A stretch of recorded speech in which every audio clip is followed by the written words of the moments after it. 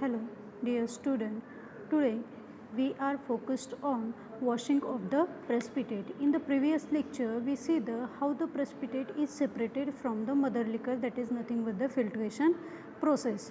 After separating the precipitate, it should be washed, and there should be some criteria for washing of the precipitate. Let us see the objective of the washing of the precipitate.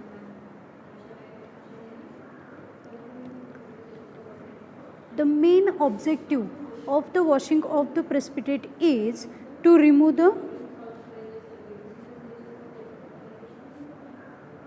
impurity from the precipitate surface.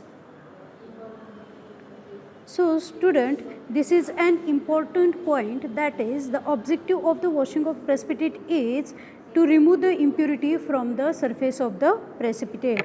So student, choice of the wash liquid is most important while we are using as a washing liquid in the precipitate.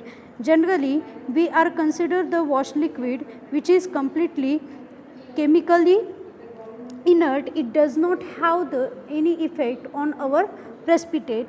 Means suppose we are using water as a washing liquid, it gives a peptization, so it changed the nature of our precipitate. For that purpose, water does not used in the many cases for washing of the precipitate.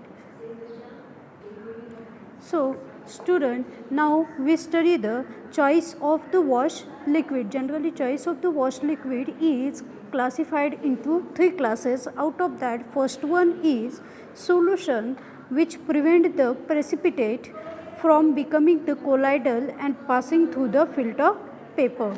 So in this case, gelatinous or flocculent or curdy precipitate generally show a tendency to become the colloidal. Such a precipitate are washed by solution containing an electrolyte. Here in this case we are considering the electrolytic solution, for washing purpose. So the example of this class is gelatinous PPT. Example, gelatinous PPT of hydrous oxide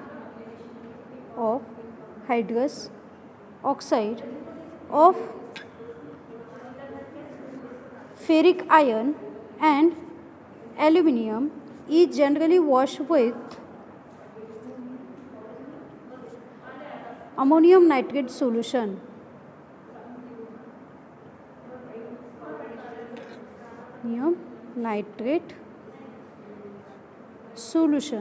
In this case, ammonium nitrate is a electrolyte solution which is useful for the washing of the gelatinous PPT of ferric and aluminium hydroxides. Okay, student, this is the first class for the selection of the wash liquid. The second class of the choice of wash liquid is solution which reduce the solubility of the precipitate. In this particular class, the wash liquid may contain a moderate concentration of the substance with one ion in common with the precipitate. Here we are considering the effect of common ion, thus reduces the solubility of the precipitate.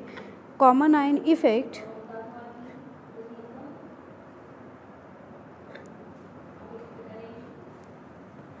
decreases the solubility of the precipitate. This is one of the necessary criteria in this case. So organic solvents such as alcohol generally reduce the solubility effect. In this particular case, we are consider organic solvent for washing of the precipitate. Do you know there are different type of organic solvent? For example, What are the different type of example? The example are alcohol. In alcohol we can consider the ethyl alcohol, methyl alcohol, acetone, then carbon tetrachloride, chloroform. These are the different type of organic solvent generally useful for washing of the precipitate, and that reduce the solubility of the precipitate into that particular compound. Okay. So in the solution which reduce the solubility of the precipitate, we already seen that the organic solvent reduce the solubility of the precipitate. Here we are considering the example. Suppose we consider the 100 ml pure water solution at 25 degrees Celsius, it gives the 4.2 gram of dissolution of lead sulfate. But same for, suppose we consider the 50% ethanol solution, it gives the less amount of dissolution of lead sulfate. It is near about 1 gram as compared to that of the pure water. So organic solvent is suitable for washing of the precipitate in this case. The next class of the choice of wash liquid is solution which prevents the hydrolysis of salt of weak acid and bases. In this particular case, we consider the example of ferric chloride with the water molecule. If we consider the salt of weak acid such as those of ferric, iron, aluminum or chromium and tin are being separated from the precipitate like silica by washing with the water. Here out of these 4 metal ion we are consider the iron as an example. Here by washing with the water the salt tend to hydrolyze. Suppose we are wash that particular precipitate with the water molecule, it gives the hydrolysis of that particular salt and we generate the ferric oxide or hydrous oxide of that particular metal ion. So here the hydrous oxide are retained by the filter paper and thus contaminate the precipitate. So in this case that generated HCl molecule form, that is acid, from in this reaction reverse the equilibrium and prevent the formation of the insoluble hydrous oxide, means it does not give the ferric oxide. In that case it is having always a ferric chloride in our precipitate composition. So here acid play an important role to prevent the formation of insoluble hydrous oxide. Similarly, we are consider the another example in that particular topic is magnesium ammonium phosphate.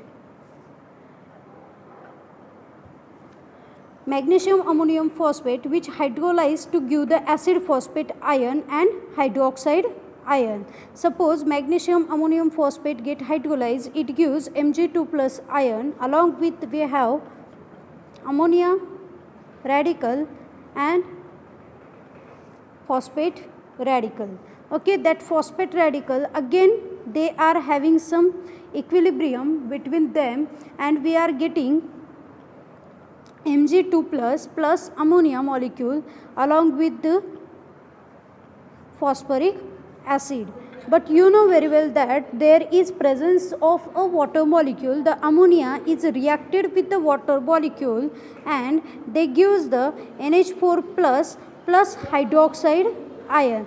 This generation of NH4 plus gives the basic nature to that particular solution and they revert the equilibrium towards the starting material, also prevent the hydrolysis of the magnesium ammonium phosphate in the basic condition. So this is similar to that of the acidic media. In acidic media also we get the reverse of the equilibrium and also prevent the formation of the insoluble hydrous oxide. In the same case, suppose we are considering the another example in the basic condition, we are also get the same result, that it also reverse the equilibrium towards the reactant and prevent the hydrolysis of the magnesium ammonium phosphate. So student, now the most important part related to this is multiple extraction. Multiple extraction is very important point regarding to exam. So here we are considering the equation xn is equal to x0 into bracket u divided by u plus v raised to n. If minimum quantity of wash solution is used to remove the impurity, solubility losses are reduced, and it is observed that washing is more effective when carried out in many small portion. Means what? Suppose we are considering the 50 ml solution for washing. So suppose we use this solution in one time. It gives the more loss of the precipitate and less amount of impurity loss. But suppose we are considering the 50 ml solution for the washing and we divide that solution into 5 portion, that is 10 ml lot we are prepared for the washing. In the first case it removes some amount of impurity, in second case also there is some more amount. Like that way we are using the larger smaller quantity in the larger way and we get the more amount of removal of impurity.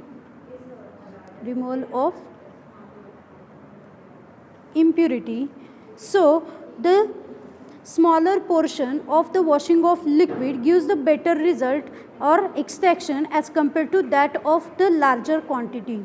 This will be proved with this particular equation, that is xn is equal to x0 into bracket u divided by u plus v raised to n. Here xn is nothing but the concentration of the impurity before washing.